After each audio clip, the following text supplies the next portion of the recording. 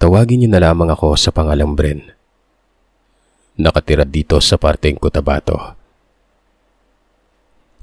Ang kwentong ibabahagi ko sa inyo ay tungkol sa kwento ng aking lolo na si Lolo Eduardo. Ibabahagi ko ito sa inyo na parang ang aking Lolo Eduardo ang nagkikwento nun para mas maintindihan ng mga tagapakinig. Dekada 60. Bata pa lamang ako ay palagi na akong sinasama ng aking amang albularyo sa iba't ibang kalapitnayon para manggamot. Ako ang umaalalay sa lahat ng gawain niya. Kaya naman sa murang edad ay namulat na ako sa larangan ng panggagamot nun.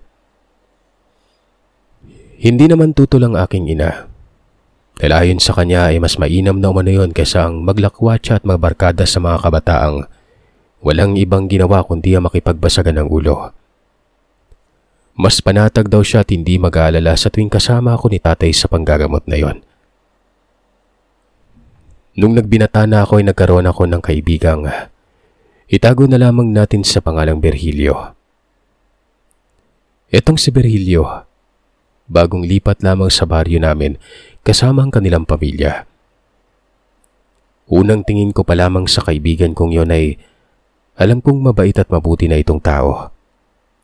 Kaya naman noong nakipagkaibigan siya sa akin ay hindi na ako nagdalawang isip pa na tanggapin ang pakikipagkaibigan niya. Pero maliban doon, alam ko din na may itinatago siyang lihim sa akin. Maging ang pamilya niya.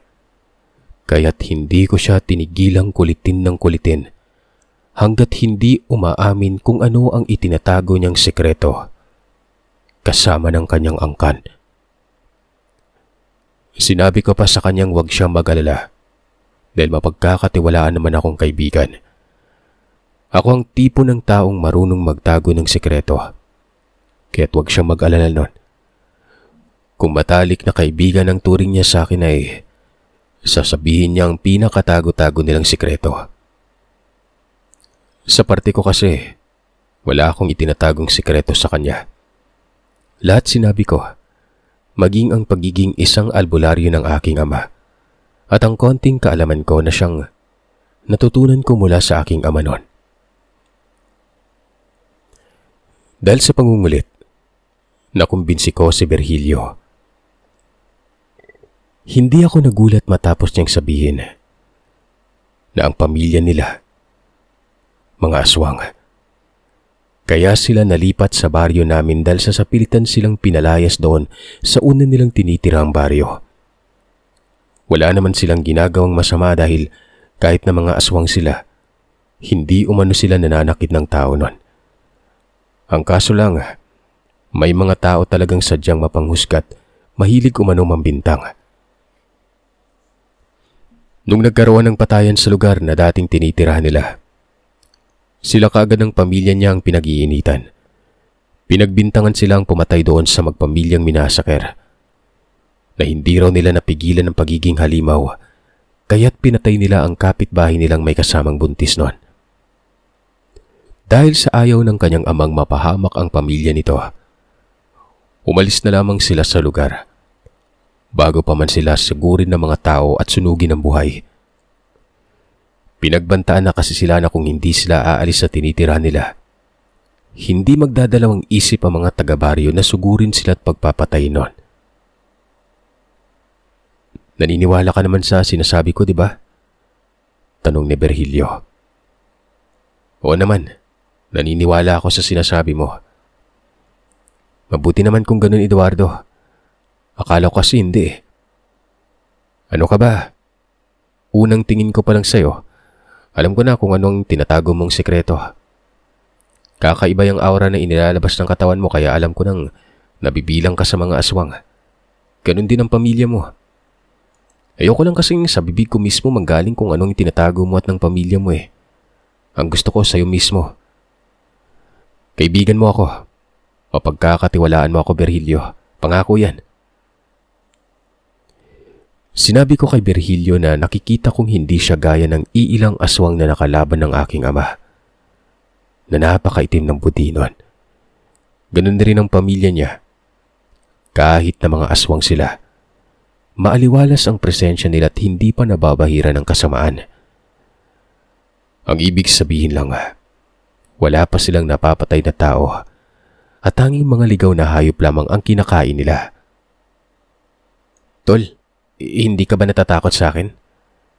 Tanong niya sa akin habang gumagawa kami ng sibat para sa gagamiting panghuli ng baboy ramo. Ako tol, magtatakot? Bakit? Dahil isa kang aswang? Hindi. Alam ko namang mabait ka tang pamilya mo, kaya ba't ako matatakot? Isa pa, baka nakalimutan mo, albularyo yung tatay ko. Natawa naman ang kaibigan ko at kakamot-kamot sa ulong nagwikang. Andun na naman daw ako. Ibinibida ko na naman sa kanyang tungkol sa pagiging isang albularyo ng aking ama. Loko ka talaga eh. Palagi mo lang binibida si Mang Celso. Yari ka talaga doon kapag marinig ka nun. Alam mo namang ayaw na ayaw nung ipinagyayabang sa ibang tao eh. Hayaan mo yun si tatay. Sa'yo ko lang naman siya pinagyayabang eh. Tsaka hindi ako maririnig doon. Nga pala tol, ba't mo naman natanong kung bakit hindi ba ako natatakot sa'yo? Wala lang. Tanong ko lang. Bigla lang kasing pumasok sa isip ko eh. Saglit na itinigil ko ang ginagawa. Hinarap si Virgilio. Tahasang sinabi ko sa kanya na alam ko na kung bakit niya tinanong ang bagay na yon. Alam kong iniisip niyang lahat ng mga taong nakakaalam tungkol sa pagkatao niya at sa pamilya doon sa dati nilang tirahan ay hinuhusgahan silang magpamilya. Pinandirihan, kinatatakutan at tiniiwasan. Alam kong natatakot siya na baka ganun rin ang gawin ko sa kanya at ng pamilya ko. Dahil nalaman ko na ang tungkol sa lihim nilang pagkatao. Di ba nga, sinabi ko naman sa iyo nung una pa lang, alam ko na yung sikreto mo at ng pamilya mo. Ganun din sila tatay. Alam nila yon pero nanahimik lang kami. Hindi namin kayo nasgahan o pinandirihan. Kaya mag-relax ka lang. Huwag mong isipin ang mga sinasabi ng iba. Ang importante wala kang nasasaktang tao. Kayo ng pamilya mo. Yun lang naman yung mahalaga doon. Yun na nga tol eh. Wala naman kaming sinasaktang tao pero kung husgahan kami ng mga tao, ganun-ganun na lang. Ano ba yan tol? Huwag na nga natin pag-usapan yung mga ganyang bagay. Mas mabuti pang tapusin na lang natin tong ginagawa para makaakit na tayo ng bundok at makapangaso na. Wika ko sa kanya. Dahil alam kong mauwi na naman sa dramahan ang usapan namin na yon. Kahit na may dugong aswang ang kaibigan kong ito, napakalambot ng puso niya pagdating sa usaping pamilya. Masyadong iyakin kahit nakalalaking tao. Ang ginagawa ko na nga lang palagi kapag alam kong papunta na kami sa dramahang pag-uusap. Iniiba ko na kaagad ang usapan ng sa ganon ay hindi na maging madrama. Naging maganda ang sama naming magkaibigan. Mabait sa akin ang mga magulang ni Virgilio.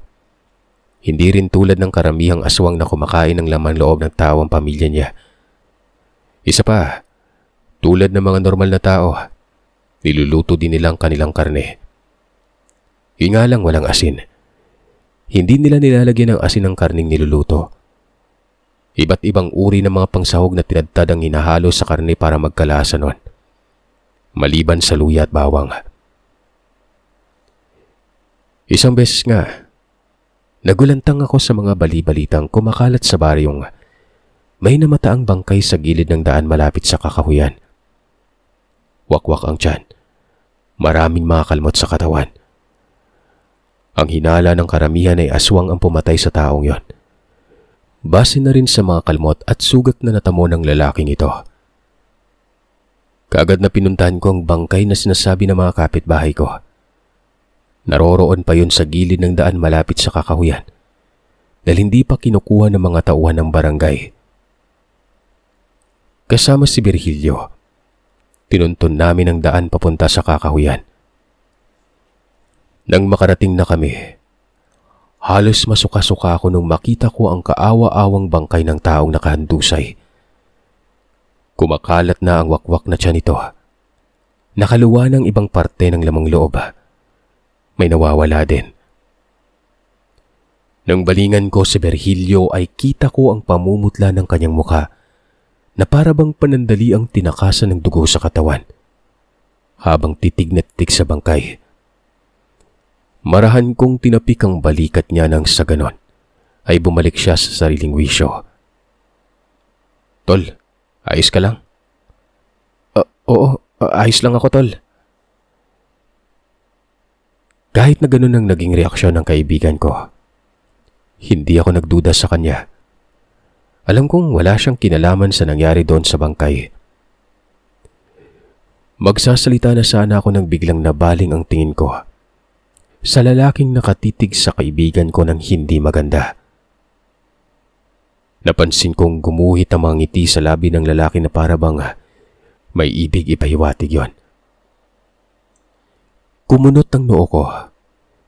Pilit na iniisip kung nakita ko na ba ang lalaki o kung taga-baryo lamang rin ba ito. Taga saan kaya tong mokong na to? Tanong ko pa. Dahil kahit na anong isip ang gawin ko, hindi ko talaga maisip kung sino ang lalaki at kung taga saan siya. Tol, halika na. Umalis na tayo. Ayan ni Berhilio. Hindi na lamang ako kumontra pat sumunod na lamang sa kanya. Pagdating namin sa bahay, tinanong ako ni tatay kung nakita ko ba daw ang bangkay. Tumango naman ako at sinabi kong totoo ang mga sinasabi ng kapitbahay noon. Saglit pa akong tumingin sa kaibigan ko bago sinabi sa aking ama na sa palagay ko ay gawa ng aswang ang mga kalmot at sugat na natamo nung nakahimlay na bangkay. Ano sa tingin mo, Berhilio? Tama ba yung sinasabi ng anak ko? Hindi makatingin ng diretso ang kaibigan ko sa aking ama. Para bang balisa siya nung tumango siya at sumang-ayon sa sinabi ko ron. Tinanong ulit siya ni tatay kung natatakot ba siya dahil may namatay na tao sa baryo namin at aswang ang pinaghihinalaan. Kahit sino naman po sigurong katulad kong may dugong aswang, matatakot. Bakit? Bakit ka matatakot kung alam mo sa sarili mong wala ka namang ginagawang masama? Sa mga binitawang tanong ng aking ama, ramdam kong may nais siyang malaman mula sa kaibigan ko. Hindi ko nga lang mahinuha kung ano. Pero noong sumagot ang kaibigan ko, doon lamang ako nalinawan. Dahil ayon sa kanya, natatakot siya gawa ng sa nangyari doon sa nakita naming bangkay malapit sa mga kakahuyan. Kaparehong kapareho yon doon sa mga taong namatay sa dating baryong tinitirahan niya. Hindi siya pwedeng magkamali. Ganon at ganon ang mga markang iniwan ng aswang na pumatay sa mga tao. At ang pinagbibintangan ng lahat ay ang pamilya nga nila. Natatakot siya para sa kaligtasan ng mga magulang at kapatid niya. Baka kasi maulit na naman-umano ang bangungot na napagdaanan nila noon. Kung wala talaga kayong kasalanan ipanatag mo ang loob at ako na ang bahala sa pamilya mo. Hindi ko hahayaang mapahamak kayo dito sa teritoryo ko. Malaki yung respeto sa akin ng mga tao kaya't makikinig sila sa akin na naman ang sasabihin ko. Sambit ng aking ama. Sa ngayon, wala kayong ibang gagawin ng pamilya mo, Berhilio, kundi yung mag-iingat. Malakas ang pakiramdam kong may traidor sa samahan ninyong mga aswang at mukhang pati dito sa lugar ko. Sinusundan kayo at siya ang gumagawa ng patayang nangyayari ngayon. Ani pa ng aking ama. Anong ibig mong sabihin, tay? Tsaka, sino sa sama nila yung pumapatay? Ewan ko, anak. Hindi ko alam kung sino. Hinarap niya ang kaibigan ko at nangangakong aalamin niya kung sinong aswang ang pumatay sa kababayo namin. Huwag itong mag-alala dahil lulutasin niya ang problema sa lalong madaling panahon. Nang sa ganon ay tuloy-tuloy ng mapayapang maninirahan ng pamilya ng kaibigan ko sa baryo namin. Natuwa ako sa sinabi ng aking ama. Hindi ko lubos maisip na gagawin niya mga bagay na sinasabi niya. Maluwa-luwa namang nagpasalamat ang kaibigan ko. Ang mga bagay na ikinwento niya palang dahilan kung bakit namutla siya kanina at natatakot. O ayan tol, huwag ka na mag-alala pa dahil si tatay na yung bahala sa lahat. Pero syempre tutulong din ako kay tatay para mas mapadaling malutas yung problemang kinakaharap nyo. Doon ay naalala ko ang lalaking masamang tumitig sa kaibigan ko kanina doon sa nag-uumpukang tao. Kagad na sinabi ko yan sa aking ama. Balikan ko kaya yung taong yun, tay. Baka nandun pa siya sa umpukan. Mas mabuti pa nga. Kung sakali mang hindi nyo na makita pang taong sinasabi mo magmasid-masid na muna kayo dito sa baryo natin at baka hindi pa nakalabas yun. Nasa tabi-tabi lang yung taong yun. Kung tama yung hinala nyo. Utos niya sa amin at binilinan niya kaming maghinay-hinay lamang at huwag magpahalata. Dali-dali na nga kaming umalis ng matalikong kaibigan. Binalikan ang pinuntahan kanina. Pero nang makarating na kami ay wala na ang lalaking yon. Habang nagmamasid ay naririnig ko ang usapan ng mga kababaryo naming matatanda. Ayun na nga ba ang sinasabi ko? Dapat kasi hindi tayo basta-bastang nagpapapasok ng mga estranghero dito sa baryo natin. Baka mamaya niya ay matulad tayo doon sa nabalitaan kong lugar na may sunod-sunod na patayan at aswang na may kagagawan. Sambit ni Aling Trining. Anong ibig mong sabihin, Trining? Wala naman tayong ipinapapasok na estranghero dito, di ba? Kaya ano ba yung pinagsasasabi mo? Wala? Anong wala? Hindi ba't may bago tayong magpamilyang nakatira dito? Anong tawag doon?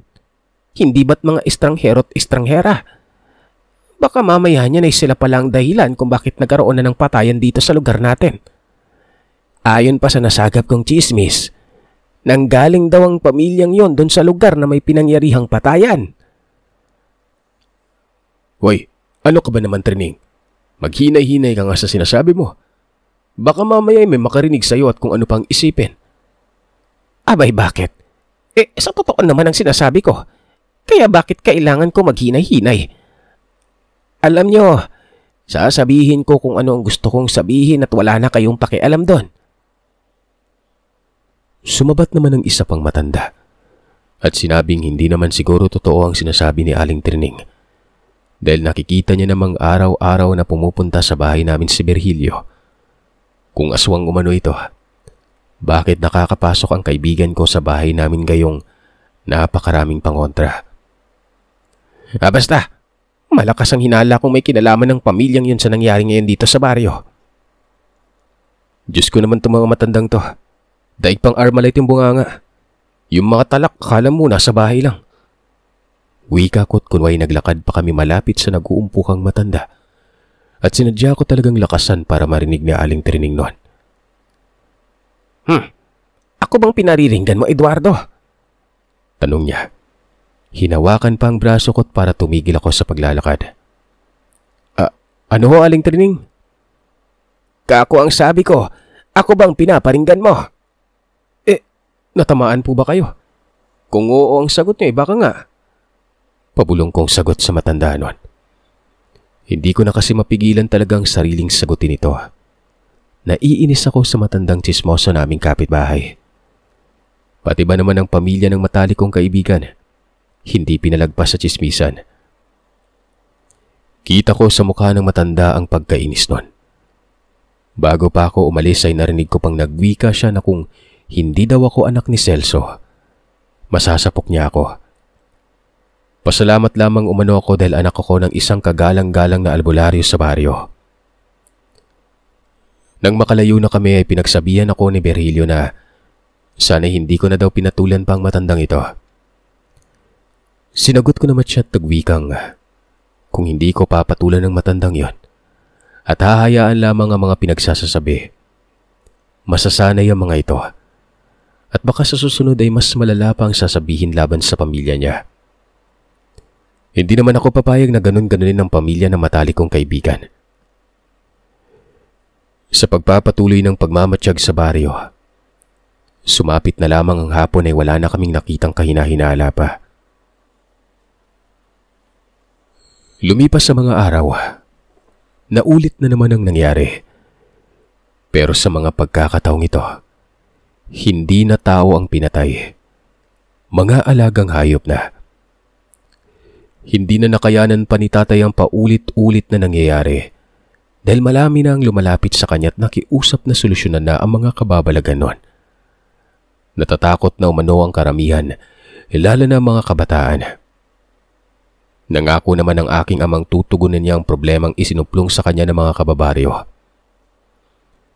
Matapos kang kausapin ni tatay ang mga taong humingi sa kanya ng tulong, nag-isip na siya ng paraan kung paanong hulihin ang nilalang. Isang gabi noon, nasa labas kami ng bahay ni tatay.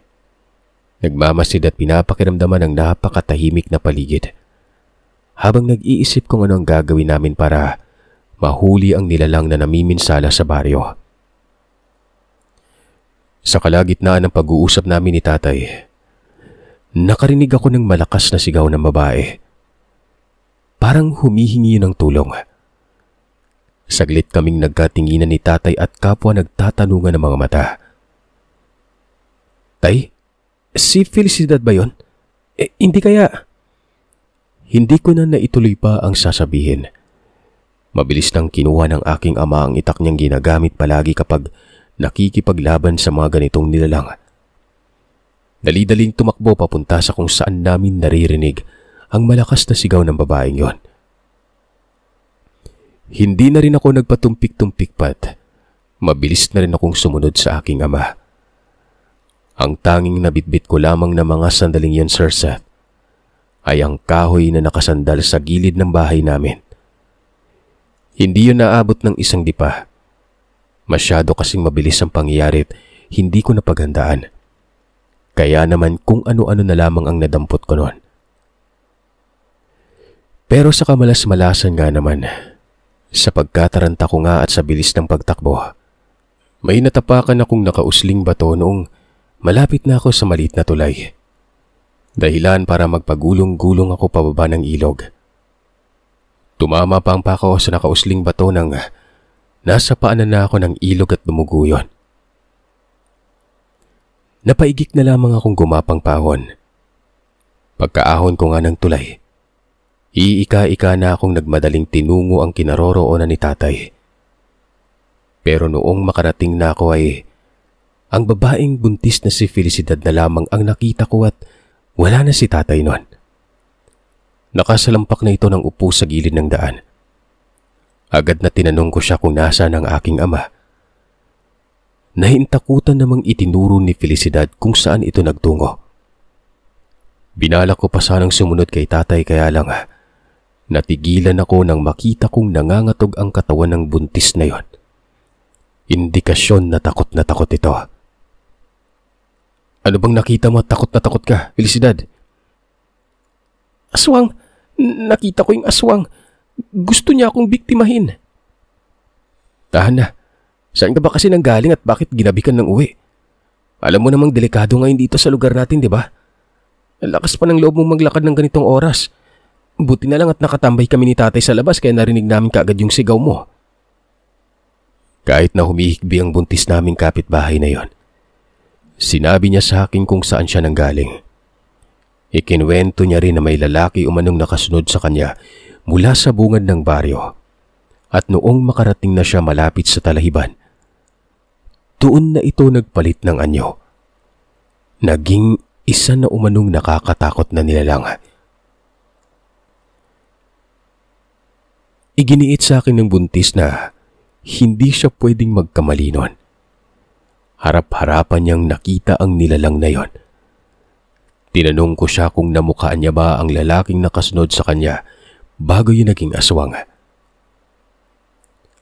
Ayon sa pagkakadescribe ni Felicidad nun, kamukhang kamukha ng lalaking nakita kong nakatingin na masama kay Virgilio doon sa paanan ng kakahuyan. Ang taong nakainkwentro din ng buntis na ito. Tiningnan ko kung saan tumakbo si tatay. Hindi ko pwedeng iwanan ng buntis dahil baka mamaya may kasamaan palang nilalang na yon. Kung bakit naman kasi ang tapang-tapang na mga buntis kapag naiinis eh. Akalain mo ba namang sinundo ang asawa sa inuman ng alanganing oras? Ang masama pa, nung ayaw umuwi ng asawa niya, naglakad pa uwi ng mag-isa. Hindi naman na sana lingid sa kaalaman ng kapitbahay namin na ito na may aswang sa baryo eh. Ay nako, pambihirang buhay to. Mahinang sambit ko nun. Hindi ako mapakali habang tinatanaw ang parte kung saan sumuot ang aking ama. Wala na kasi akong naririnig ng mga yabag na paa o mga pag-angil man lamang. Maski boses ni tatay ay hindi ko na naririnig, kaya't hindi ko maiwasang mag-alala. Makaraan ng ilang sandali ay nakarinig na ako ng kaluskusan. Mabilis ko nang pinatayo si Felicidad. Hinawakan ng maigi ang kamay sa pag-aakalang nanggagaling sa aswang ang kaluskusang narinig namin. Pero maya-maya pa, iniluwa ng masukal na talahiban ang aking ama. May bahid na dugo ang hawak niyang itak. May mga tilamsik ng likidong pula sa suot niyang damit. Dali-dali ko siyang nilapitan at tinanong kung anong nangyari. Kung totoo ba ang sinasabi ni Felicidad na aswang ang kamuntikan ng bumiktima sa kanya. Oo anak, totoo. Pero wag na kayo mag-alala. Napuruhan ko. Hinding-hindi na babalik pa yun dito sa baryo para maminsala. Matuldok ka na rin sana yung agam-agam at takot na nararamdaman ng mga kanayo natin. Anya pa, at inalalayan ng buntis na maglakad. Idinaan muna namin sa bahay si Felicidad. Ginamot ni tatay ang kalmot ng aswang sa braso niya. At pagkatapos ay binigyan siya ng pangontra bago ko hinatid pa uwi sa bahay nito. Kinabukasan ay kumalat sa baryo namin ang ginawa ng aking ama. Labis namang natutuwa ang mga kababaryo gawa ng mapapanatag na sila dahil ayon nga kay tatay, hindi na babalik yung nilalang na yon. Pinaalalahan na naman ni tatay ang mga matatandang tsismosa ng baryo na sa susunod ay huwag basta-bastang manghusga ng kapwa kung hindi naman alam ang punot dulo. Sinumbong ko kasi kay tatay yung Sirset na pinag-uusapan nila Aling Trining ang mga kauri niyang tsismosa tungkol sa pamilya ni Berhilio. Tila napahiya naman ang grupo ni Aling Trining sa sinabi ni tatay. Nung nasa bahay na kami, lubos na nagpasalamat ang mga magulang ni Berhilio sa aking ama. Dahil sa dinami-raming tawang nakasalumuhan nila, kami lamang ang katangi-tanging nagtanggol sa kanila noon. Matipid na ngiti lamang ang naging tugon ng aking ama. Wala yun. Matalik na kaibigan ng anak ko yung anak nyo. At naging malapit na rin pamilya namin si Berhilio. Kaya kung ano man ang problema ninyo problema na rin namin yun. Basta, ang kabilin-bilinan ko lang sa inyo wag na wag kayong gagawa ng mali nang sa ganun wala tayong magiging problema. Dahil nga sa pagiging malapit naming magkaibigan ni Berhilio, sa laki na rin ang tiwala niya sa kaibigan ko.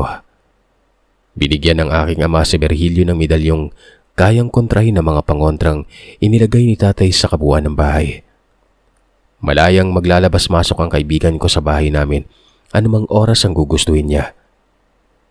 Sinadya rin yun ni tatay nang sa ganon ay hindi pagdudahan ng mga kababaryo namin may tinatagong lihim ang pamilya nito. Isang hapon, habang seryoso kaming nag-uusap ni Berhilio tungkol doon sa aswang na nakasagupa ni tatay, biglang sumeryoso ang mukha niya. Tol, gusto mo bang malaman kung paano kami magpalitan nyo? Di nga tol, seryoso ka? Tanong ko. Naturingang albularyo ang aking ama pero ni minsan ay hindi pa ako nakakita ng aswang. Tuloy wala ako may pagyayabang sa mga kakilala ko. At hindi ko may paliwanag sa kanila kung ano ba talagang itsura ng nilalang. Sinabi niya sa akin na ipapakita niya raw kung paano sila magpalit ng anyo sa tuwing sumasapit ang pagpula ng buwan. Magkahalong pagkamangha at kaba ang nararamdaman ko ng mga sandaling yon. Hindi ko lubos sa kalaing gagawin ng kaibigan ko ang bagay na nais ko makita. Gabi ng pagpula ng buwan, isinama niya ako sa isang liblib na lugar. May kalayuan yun sa baryo namin at hindi ko na matandaan kung saan yon. Kung saan-saan kasi kami sumuot ng kaibigan ko bago marating ang lugar na sinasabi niyang magtitipon-tipon ang mga aswang para magpalit ng wangis.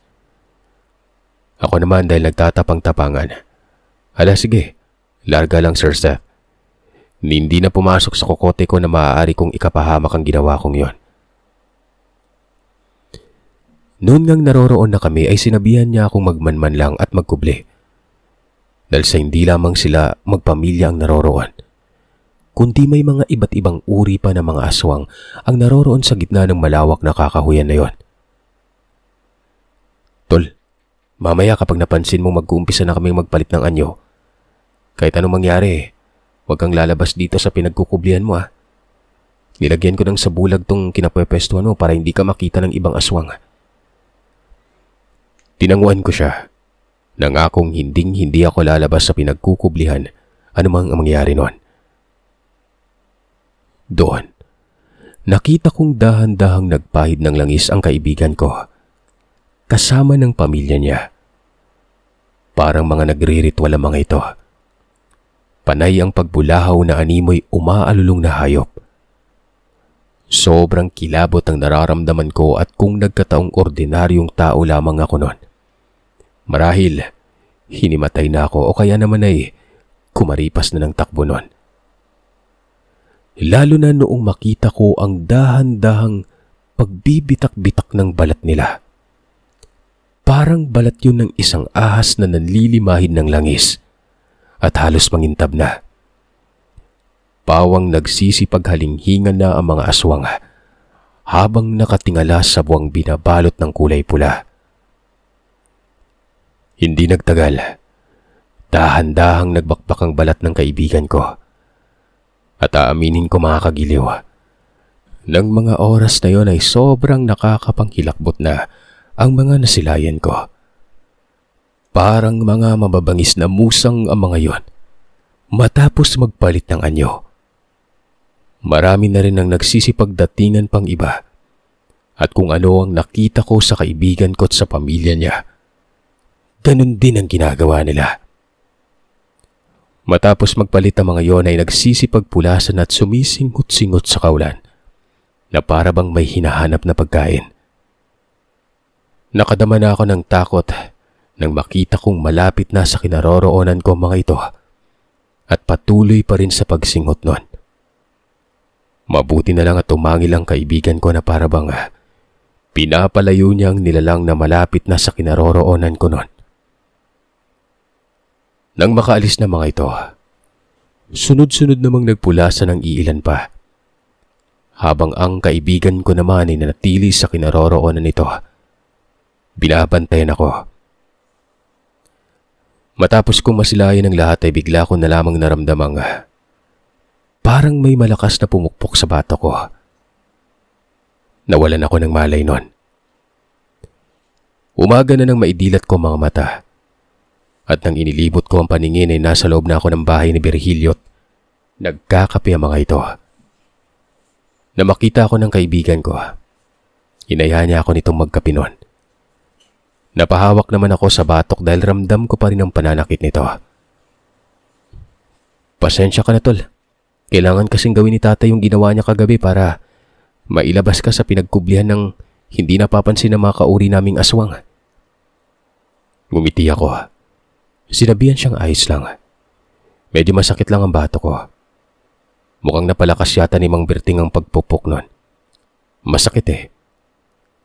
Habang nagkakape kami ay nakausap ang kaibigan ko na sana'y walang ibang makakaalam sa mga nasaksihan ko. Mananatili umanong sekreto naming dalawa yon. Huwag ka mag-alala tol. Mapagkakatiwalaan mo ako. Walang ibang makakaalam sa lihim natin. Magmula noon ay naging mas malapit pa kami ni Virgilio. Pagkalipas ng maraming taon ay nilisan na ng pamilya niya ang bahay na tinitirahan nila. Hindi ko alam kung bakit. Bigla na lang kasi silang umalis na wala man lang pasabi. Ganun pa man, naging masaya naman ako sa mga panahong nakasama ko siya. Ang kaibigan kong may dugong aswang.